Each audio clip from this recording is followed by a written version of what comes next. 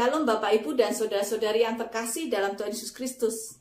Bagaimana kabar hari ini? Semoga dalam keadaan baik dan sehat. Tema hari ini adalah Raja Asa. Bacaan terambil dari 2 Tawarik pasal 16 ayat 7b. Demikian. Karena engkau bersandar kepada Raja Aram dan tidak bersandar kepada Tuhan Allahmu, oleh karena itu terluputlah tentara Raja Aram dari tanganmu. Demikianlah firman Tuhan. Mungkin kita pernah mendengar sebuah kisah atau beberapa kisah dari orang-orang di sekitar kita tentang cerita masa lalunya. Dia dulu pernah menjadi guru sekolah minggu, dia dulu pernah menjadi penatua, atau dia dulu pernah menjadi aktivis. Dan karena satu atau beberapa peristiwa, akhirnya dia berhenti. Atau mungkin itu juga cerita bagian dari kisah hidup kita. Mari kita sama-sama belajar dari kisah seorang raja yang bernama Raja Asa.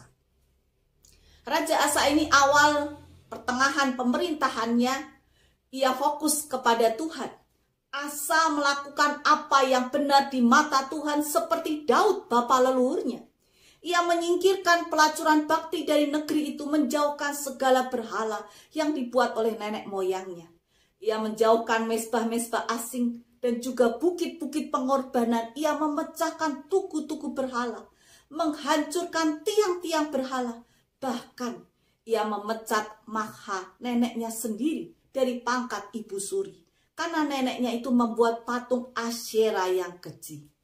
Asa merobohkan patung itu dan membakarnya di lembah Kidron. Ia memerintahkan rakyatnya, orang Yehuda, supaya mereka mencari Tuhan, Allah nenek moyang mereka, dan mematuhi hukum-hukum dan perintah-perintah Allah. Ia menjauhkan bukit-bukit pengorbanan dan pedupaan dari segala kota di Yehuda. Dan ia juga membawa persembahan kudus dirinya, keluarganya, ke rumah Tuhan, emas, perak, dan barang-barang berharga lainnya. Sekalipun juga ada beberapa hal yang tidak seluruhnya dijauhkan. Salah satunya adalah bukit-bukit pengorbanan. Namun Asa berusaha untuk berpaut kepada Tuhan dengan segenap hatinya. Sayangnya itu ia tidak lakukan sampai akhir hidupnya. Kesalahan pertama adalah ketika ia berperang, kemudian ia tergoda untuk mengandalkan Raja Aram dalam menghadapi Raja Baasa, Raja Israel.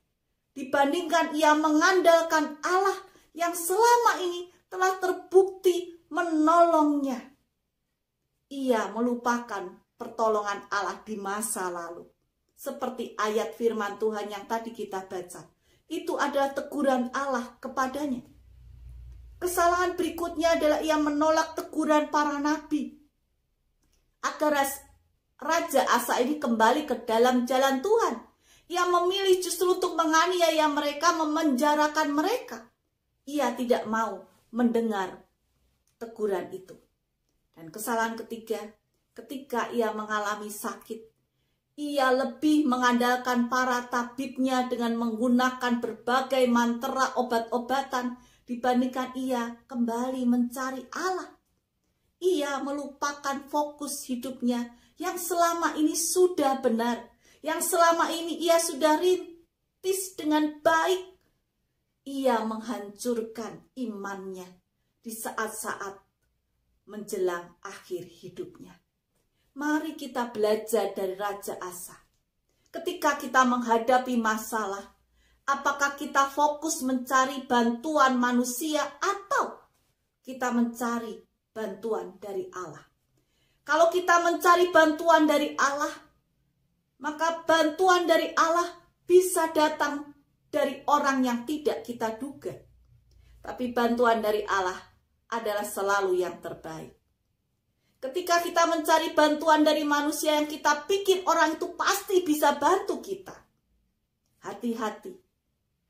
Karena kita mungkin akan bisa kecewa. Mari kita belajar untuk semakin mengandalkan Tuhan.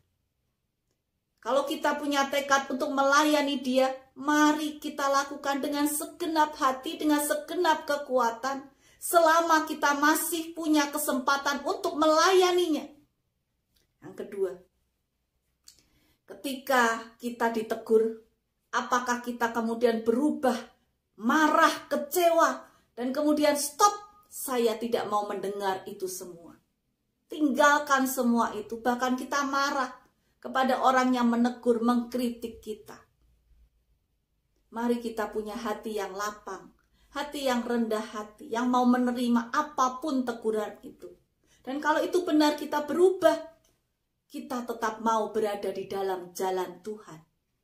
Yang ketiga, ketika kita mengalami kelemahan fisik tubuh kita, apakah kita mencari Tuhan atau kita buru-buru kemudian mencari hal-hal yang lain? Orang pintar, paranormal, ya, pengobatan alternatif yang semakin tampaknya menjanjikan kesembuhan yang luar biasa, yang mudah, yang murah. Mari kita kembali mencari Tuhan.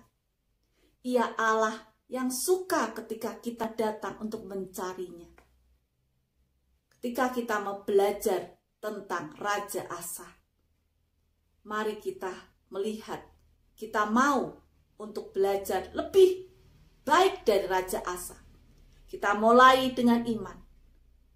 Pertengahan tetap kita dengan iman. Dan kita akhiri hidup kita masing-masing dengan tetap beriman secara kuat, konsisten, bertahan sampai dengan akhirnya.